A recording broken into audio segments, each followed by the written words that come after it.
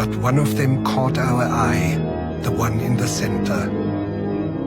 He would neither go towards the feeding grounds at the edge of the ice, nor return to the colony. Shortly afterwards, we saw him heading straight towards the mountains, some 70 kilometers away. Dr. Ainley explained that even if he caught him and brought him back to the colony, he would immediately head right back for the mountains.